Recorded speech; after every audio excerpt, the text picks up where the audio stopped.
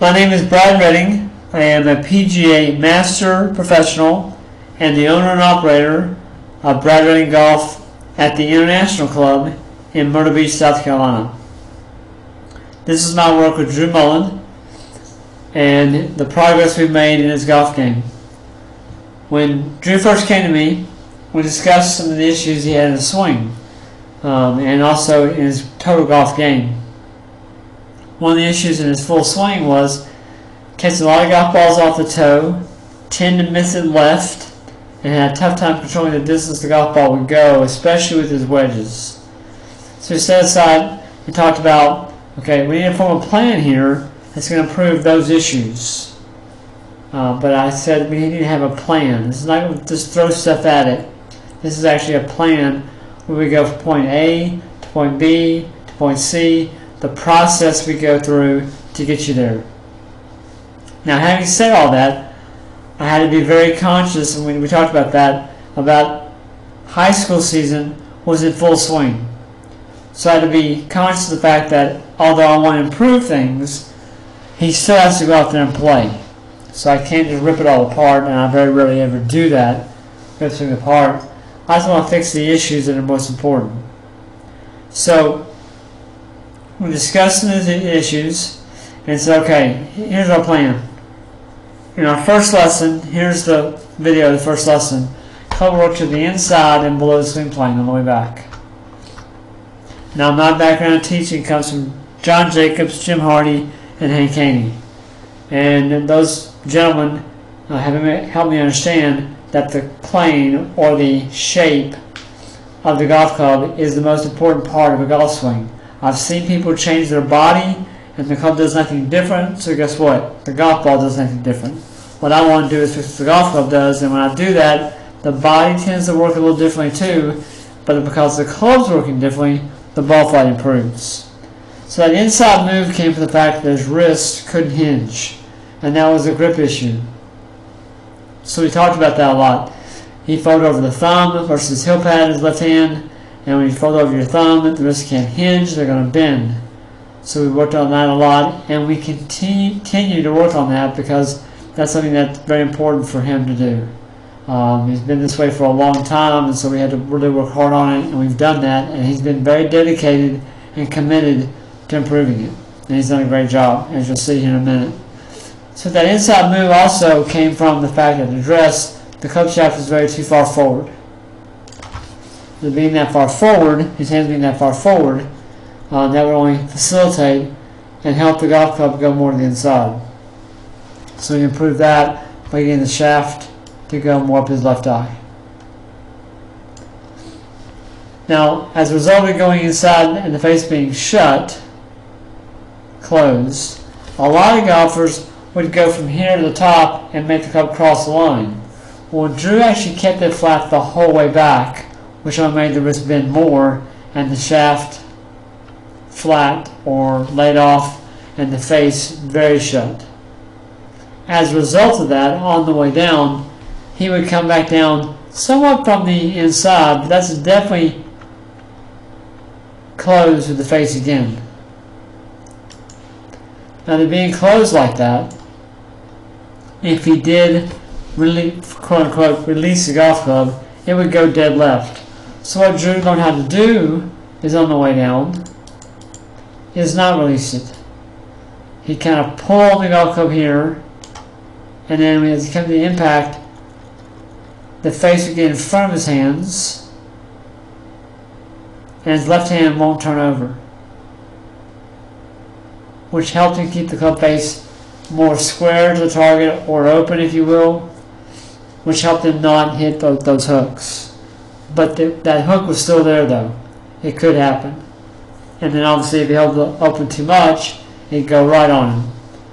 So he developed that move, I think, based on things that are prior to that, which was where the face was the top. And the reason why the face is the top like that is what it did here at the beginning, and it did it there because of his grip. So the main issue there for us to fix was the grip. Help teach him how to hinge his wrists versus bend them, and the result has been this. He has worked very hard on this.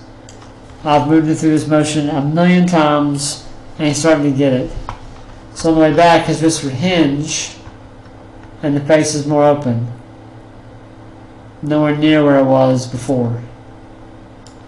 Now again, this is only about 3.5 to 4 months into the fix. Much more up on plane there. Face is more open. At the top, again, club is not laid off, and face is more open. Drew is a very strong person as far as physically, and his moves were not hard for him to get, but to make them stick, he has put in the work. He has actually, practiced it over and over again, taken the lessons and done great work on his own to get it even better. So, very different top on the way down. The shaft now is not so closed.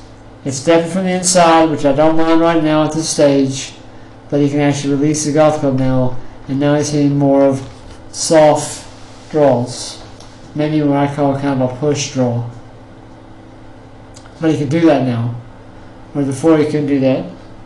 So he made some big changes, had to understand how it's going to work, and all of a sudden he starts hitting the golf ball really well and making great progress in terms of his score. Tying for 4th in the South Carolina 3A state championship is evident in that. Only as a sophomore he's done that. Now there's an issue at the top where it drops down kind of below his hands, a little bit of a drop there. We've discussed that. We are going to work on that. He agrees. He wants to fix that, and we'll do that. And he understands what we're going to do to fix that. But again, I had to wait till the time was right. What was most important was the face and the path. Absolutely no question about it, and it's evident that he's hitting it better by working on those issues. We've worked on other issues too. Spent a lot of time on his putting. Made some pretty significant changes there that really helped him. And we've worked really hard on his short game as far as pitching and chipping, and done some pretty significant changes there too to help him hit those shots really well, which he has started doing it very often. We spent a lot of time on the golf course. We talked a lot about strategies and routines, and we've definitely given him a routine to step into every golf ball where he knows where that the club face and his body are aimed correctly, and lined correctly, and aimed correctly. So we spent some time there as well too. So we've done great progress. We're not done yet. We're on the right road, and like I always tell Drew, we just got to stay on the road. So I'll give you a view of his golf swing in full speed. My cameras work at 350 frame rates per second. This gives you a little better idea of the speed of the swing. It's not actually super accurate because I have to change it from 350 to 60 frame rates, but you get an idea of what it's like. Let me go back over here.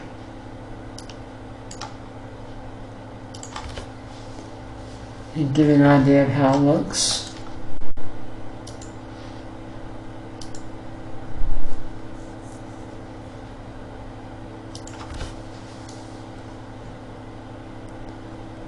So again, he's a really hard worker. He puts in the work to make it better. He's committed to making it better. His work ethic is great, not to mention that he's also a great student, not only academically, but also great student to work with as far as really understanding what we're trying to do here. So this is Drew Mullen. Some work we've done together to help him improve his golf game, to help his golf game get to a higher level and help him get to where he wants to get to with his golf game. Thanks.